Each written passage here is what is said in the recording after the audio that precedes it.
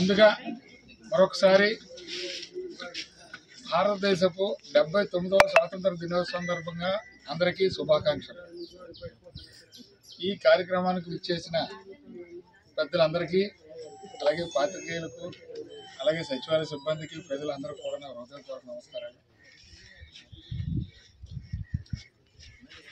విషయం ఏంటంటే, మీకు ఇక్కడ పాత్రికేయులకు కొత్త విషయం ఏంటంటే,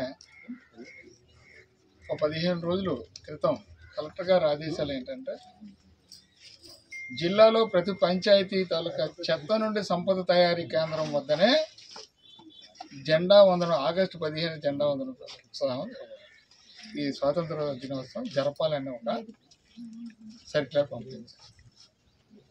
అన్ని పంచాయతీల తాలూకా సంపద తయారీ, అదే చెత్త నుండి సంపద తయారీ కేంద్రం. మరి మనకి ఇదే కాబట్టి అందులో గాంధీ విగ్రహం పెట్టి ఆవిష్కరించి ఆ తర్వాత జెండా వందనం చేసి అదే రోజున గ్రామసభ, ప్రత్యేక గ్రామసభ కూడా నిర్వహించారు.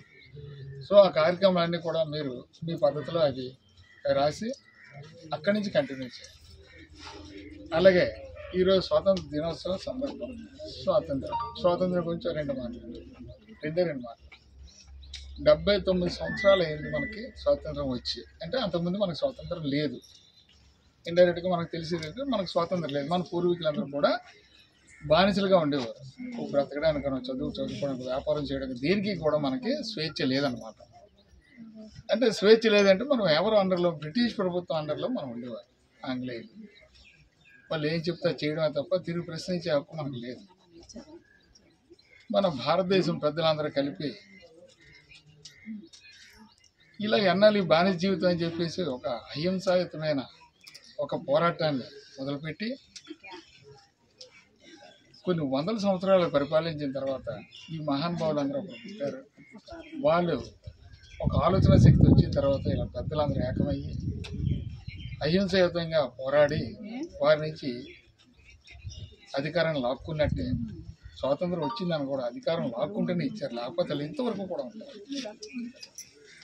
అప్పుడు 1947 ఆగస్టు 15వ తారీఖున మనకి మన దేశాన్ని మీరే పరిపాలించి మీ దేశాన్ని అని చెప్పేసి వాళ్ళు మన దేశం విడిచి వెళ్ళిపోయిన రోజు. ఆ రోజు అక్కడి నుంచి మన జీవన ప్రమాణాలు, మన వ్యాపారాలు, మన చదువులు ఇవన్నీ కూడా మనకు నచ్చిన విధంగా రాజ్యాంగాన్ని రూపొందించుకొని దాని ప్రకారంగా ఈరోజు వరకు మనం భారతదేశం పరిపాలన జరుపుతాం.